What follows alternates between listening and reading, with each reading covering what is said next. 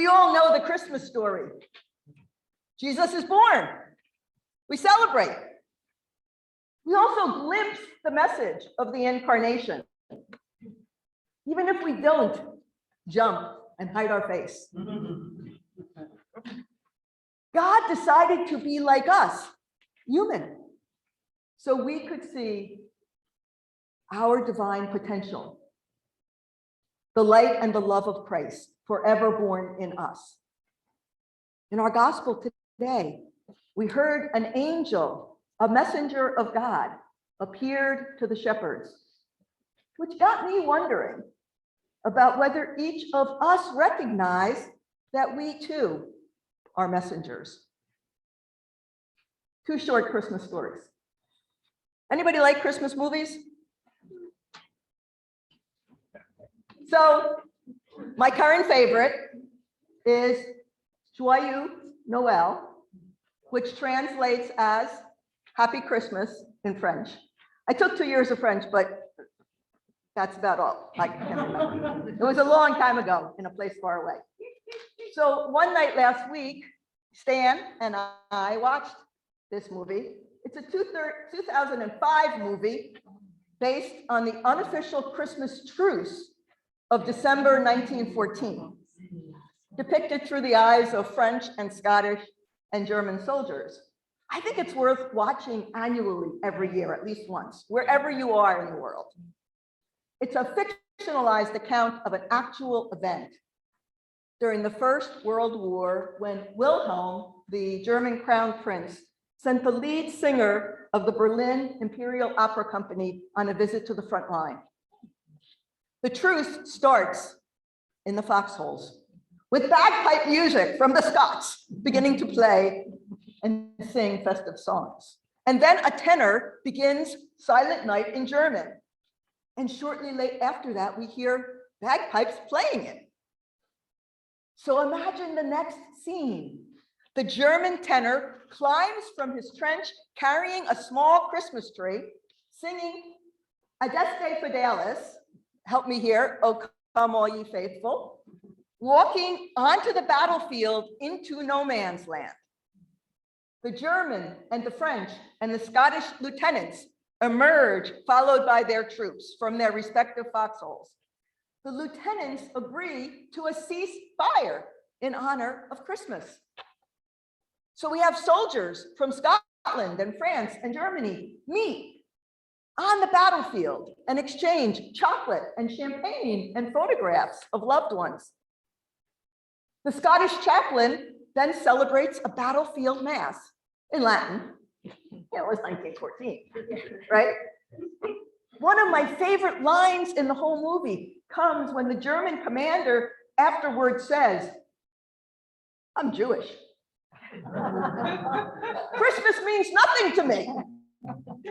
Yet I'll never forget tonight. The truce extends through the next day to allow each side to bury their dead and to fraternize. And there was an awful lot of card playing and football playing. But negotiating an unauthorized Christmas truce has consequences. The German battalion is sent to the front line, to the Eastern Front. The French lieutenant is sent to Verdun, site of one of the bloodiest battles of the war, as punishment. The Scottish chaplain's regiment is disbanded in shame. The bishop reprimands him, then preaches to a group of new recruits, describing the Germans as inhumane. The movie powerfully captures what happens when people see beyond what divides them and they experience their common humanity. The song, Christmas in the Trenches, written by Jan Richardson, this was not part of the movie, but it describes the same event. And it aptly names what everyone who experienced the truce came to realize, that once we look past our accents and our allegiances, on each end of the rifle, we're the same. More than 100 years later, peace on earth remains elusive. But on that Christmas in 1914, hundreds of brave souls offered a prophetic witness to peace that vividly reflects the true meaning of Christmas.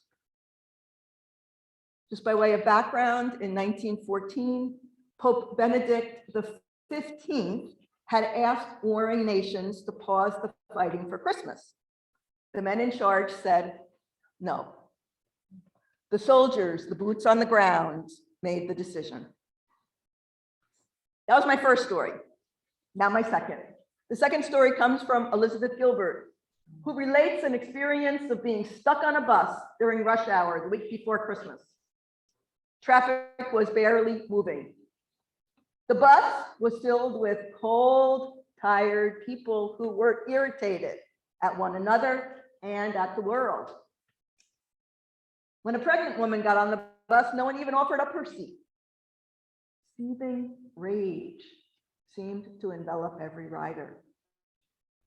Then the bus driver's voice came over the intercom. Folks, he said, I know you have had a rough day and you are frustrated.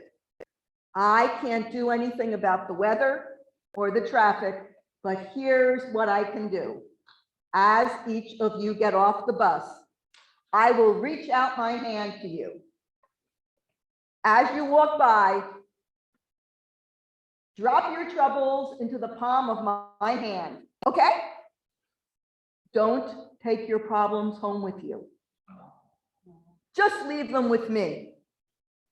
When I drive by the river, I'll open the window and throw your troubles in the water. Everyone on the bus burst out laughing.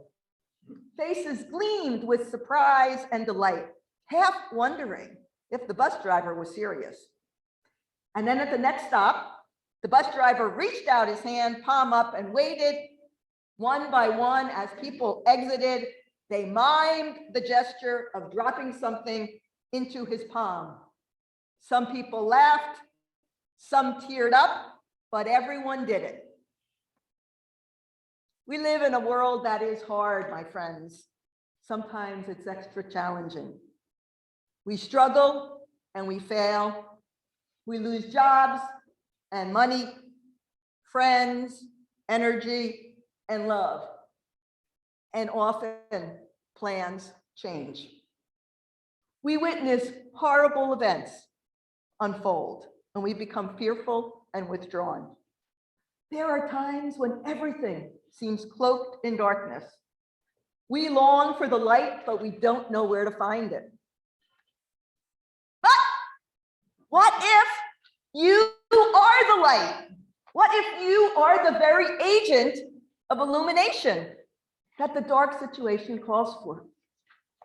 That's what the bus driver teaches us, that anybody can be the light in any moment. He was a bus driver, one of society's most invisible, essential workers. He harnessed real power and positively impacted how people felt. When I feel particularly powerless, I think of this man and ask myself, what can I do right now to be the light? Sure, individually, none of us can fix the immigration crisis, resolve global warming, or control traffic on 95. We do, however, have some influence on everyone that we come into contact with, even if we never speak to them or learn their name. No matter who you are or where you are, you can illuminate your world, one bright act of grace at a time.